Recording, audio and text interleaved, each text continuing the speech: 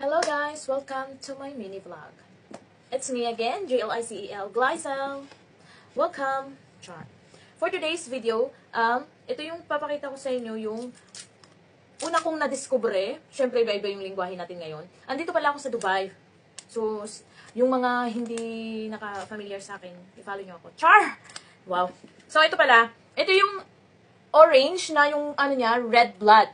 So, ang per kg niya, 10 dirhams. Kasi andito tayo sa Dubai, so yung pera dito, dirhams. Actually, kung i-convert mo siya in Philippine money, and 1 dirhams in Philippine money is only 15 pesos. So, syempre, nagtry lang ang person, nagtry lang akong bumili ng isa kasi na-curious ako bagong dating to sa shop namin. So, ito na nga, may knife ako dito, kutsilyo, tapos ito, kung blood ba talaga, try natin to. Ay, oo nga. Guys, hindi nyo makita. Excuse me talaga. Red nga. Kaya pala ang tawag nito, red blood orange. Guys, wow. Pero syempre, ano natin to, itatry natin to kung matamis ba siya or anong lasa niya. Kasi syempre, di ba, na-curious tayo. May mga bagay kasi na hindi natin nakakain at hindi natin nakikita sa Pilipinas.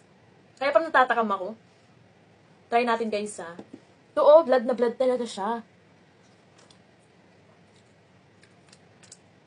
Orange naman siya. Sorry pala, hindi ako nakapagsalam-alaikum sa inyong lahat. Na-excite lang din kasi ako. Tignan mo naman siya, pero hindi siya masyadong pula. Pero parang hindi siya masyadong matamis. Ay, kiss siya sa akin. Grabe, guys. Ano pala tawag nito? Ngayon, sa Dubai, winter. Hindi naman siya as in na nag-snow, pero ang lamig niya. Sobrang lamig talaga, guys. Yung dito ko, yung labi ko, nagbabalat talaga. Halos oras-oras akong nagli-lip balm. Pero wala talaga. Kiss. Grabe, guys. Buti na lang, guys. Isa lang yung tinry ko talaga. Hindi ko ma-reach. Hindi ko makaya. Sayang din kasi pag di kainin, no? At least na-try natin.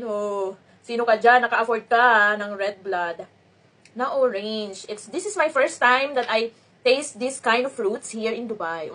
English yon, wag ka.